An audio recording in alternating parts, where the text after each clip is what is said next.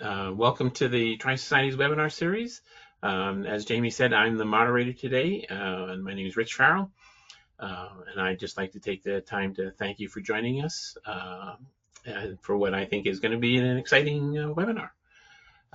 So without any delays, I'd like to just introduce today's speakers. So our first speaker is Dr. Fabian Fernandez. Dr. Fernandez is a professor and nutrient management extension specialist in the Department of Soil, Water, and Climate at the University of Minnesota. His studies involve fertilizer management, nitrogen cycle processes that influence the fate and transport of nitrogen in corn production. Great. Thank you so much for this opportunity. I would like to talk a little bit about a couple of studies that we have done with nitrous oxide emissions with soybean. I would like to acknowledge my co-authors, Karina Fabrizi, Rad Ventura, and Seth Nave in the research that I'll be presenting today. So one of the things that we are seeing in the upper Midwest is that we have a greater challenge with nitrogen management because, well, temperatures in the late fall, winter, and spring are warming up. And then this is also accompanied by weather conditions. And not only weather conditions, but also the distribution of that precipitation is being really challenging, making it really difficult to make improvements on what we do through 4 hours sometimes, because as we apply practices and we have this moving target with climate, it sometimes erodes some of the potential advantages that we could obtain with 4 hours. So that's a little bit of the challenge. And obviously with all that excess water, we need to figure ways to manage that water. And so to look into that, we started this study in 2014, actually, in a system where we have drained and undrained conditions. We have 4 blocks of each, where we have tile drains across all of those plots. And we have both corn and soybean crops present in each year. And then within those, we have plots that have nitrogen. Of course, we have some plots around that are just for the edge effect to protect so that we have the drainage conditions specifically for those plots. And of course, that's replicated 4 times in the study. And this is in the south central part of Minnesota. In total, we have 720 plots that they're 10 feet by 30 feet plots. To finish up, we find that adequate drainage is extremely important, and I think this will continue to become even more important with climate change as we have more erratic precipitation and the distribution of that precipitation. Relative to the undrained conditions, the drained soils also are important because they overall produce less nitrous oxide emissions, and they have apparent more nitrogen in the system, so we are better able to use that nitrogen. We improve nitrogen use efficiency. We reduce the amount of total nitrogen needed to optimize the yield, and we also increase the yield stability, which is important. I think soybean in the rotation with corn could help us minimize the amount of total nitrous oxide emissions that we have for the system.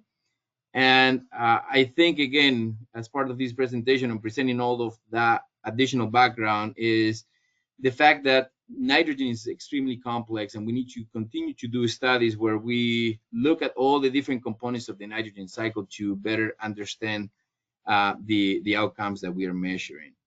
With that, the last slide here shows a number of publications that came out of this project, and so I leave those as a reference. Our second speaker is Dr. Craig Drury. Dr. Drury is a soil biochemist with Agriculture and Agri-Food Canada, located at the Harrow Research and Development Center in southwestern Ontario. Craig's primary research focus is the development of soil and crop management practices that aim to reduce ammonium volatilization, nitrous oxide emissions from agricultural soils, while simultaneously enhancing soil health and crop yields. He's the Canadian representative on the Croplands Research Group of the Global Research Alliance, and the Conservation and Nitrogen Management Network lead. Craig is also a fellow and past president of the Canadian Society of Soil Science, and has served as editor of the Canadian Journal of Soil Science, and is on the editorial board for Agriculture, Ecosystems, and the Environment, and is currently wrapping up his 6th year as associate editor for Soil Science Society of America journal, and I'm hoping to get him as associate editor for JEQ when he finishes. And Craig is a very prolific publisher with some excellent papers. Yes, I appreciate this opportunity to present an overview of some research and modeling on nitrous oxide emissions. And I'll be focusing on tile-drained corn production systems. Rather, they're corn soybean systems, but I'll be focusing on results from the corn phase of the rotation. I'd like to acknowledge my co-authors, Ward Smith, who has been active with the DNDC model in particular, and Lori Phillips, so microbiologist, Dan Reynolds, so physicist, Xiuming Yang. And I would also like to acknowledge previous postdoc fellows in my lab, Alex Woodley and Ike Gomo. The objectives of the talk, and actually of my research, are to develop nutrient management strategies which reduce fertilizer losses to nitrous oxide, ammonium, as well as nitrate leaching while trying to enhance crop yields. Now, Canada has a target of reducing N2O emissions from fertilizer 30% by 2030, so research is trying to focus on achieving these targets, and ultimately to achieve net zero emissions by 2050. So take-home messages are that side dress and application helps you to avoid early season N2O emissions, especially in those very wet years. Combination of ureas and nitrification inhibitors can reduce both ammonium volatilization and N2O emissions, while also increasing crop yields in most years. Improved N placement keeps more N in the soil and increases N availability and crop yields. And lastly, this conservation ag practices can help improve soil carbon, and whether they be from cover crops, diverse rotations, or conservation tillage. And especially under adverse weather conditions, droughts, excess rain can help reduce N losses.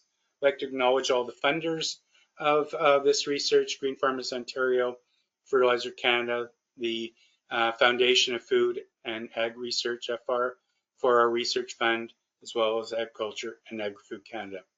And I'll leave it at that, and my email address is in the upper right if there are any questions that we don't get to today.